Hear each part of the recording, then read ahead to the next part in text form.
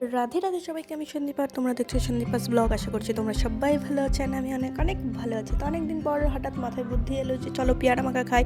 আর যেহেতু বাড়িতে এই পেয়ারা গাছ আছে, তো সেখান থেকে প্রথমে পেয়ারাটা পেরে নিলাম। আমি আর আবার একজন ভাই ছিলাম, তো দুজন মিলেই অনেক চেষ্টা করছিলাম, পারছিলাম না। প্রথমে তো ও করছিল, অনেকক্ষণ ধরে পারিনি। তারপর আমি কিছুক্ষণ পর আমিও চেষ্টা করলাম যে দেখি পারি নাকি। আমি চেষ্টা করাতে একটা পড়লো, তো একটাতে তো হবে না। তারপর অনেকক্ষণ যুদ্ধ করার পর একটা যেটা আমি পেরেছিলাম সেটা দেখে নিলাম। তো তারপর অনেক যুদ্ধ করার পর আরও কয়েকটা পেয়ে গেলাম। তো এগুলোই এখন মাখা করব। প্রথমে তো একদম ডালপালাগুলো ভেঙে নিলাম, তারপর এগুলোকে ভালো করে ধুয়ে নেব, কেননা মাটিতে পড়েছিল তো অনেক ধুলোবালি লেগেছিল। তো পরিষ্কারভাবে ধুয়ে নেওয়ার পরে এগুলো এখন আমি কেটে নিচ্ছি। আর অনেক দিন পর পর ভিডিও দিচ্ছি।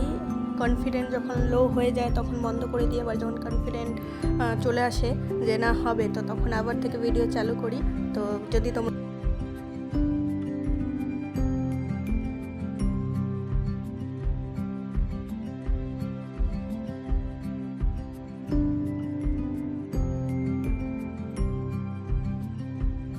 আমার পেয়ারা কাটা হয়ে গেছে, তো এখন পেয়ারাগুলো একটু থেতো করে নেব, তাহলে এর ভেতরে না মশলাগুলো ঢুকবে, তো খেতে টেস্ট লাগবে।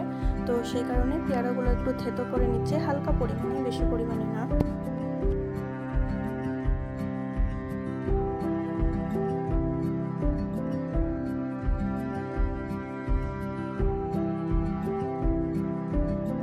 তারপর পেয়ারাগুলো একটু থেতো করে নামিয়ে নেওয়ার পরে ওই পাটাতেই সাদা সর্ষে আর কিছুটা লঙ্কা, পরিমাণ মতো লঙ্কা আর পরিমাণ মতো লবণ দিয়ে একসাথে সবগুলোকে বেটে নেব।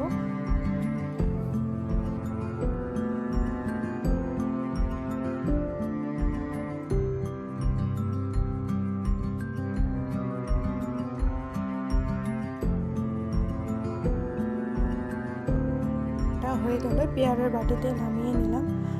নামিয়ে নেওয়ার পর একসাথে মাখিয়ে নিব। এখন কিছুটা পরিমাণ মতো লবণও দিয়ে দিচ্ছি। লবণ দেওয়ার পর মাখিয়ে নিলাম ভালো করে। তারপর কিছুটা লঙ্কার গুঁড়ো দিয়ে দিলাম। লঙ্কার গুঁড়ো দিয়ে মাখিয়ে নেওয়ার পর দেখো কত সুন্দর হয়েছে, খেতেও খুব দারুণ হয়েছিল। ভাইকে দিয়ে টেস্ট করালাম প্রথমে, তো খেয়ে বলছে বাহ ভালো হয়েছে। তো তারপর আমিও টেস্ট করে নিলাম। তো টেস্ট করে দেখলাম না প্রচণ্ড পরিমাণে ঝাল হয়েছে। যেটা বাই বাই, লাইক কমেন্ট।